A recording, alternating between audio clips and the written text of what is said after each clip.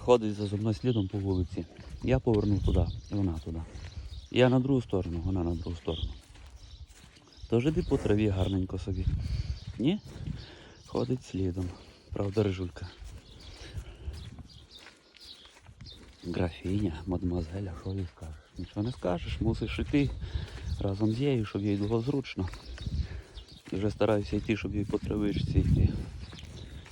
Щеб'янка таке, вона собі ноги муляє, то ще рижульці.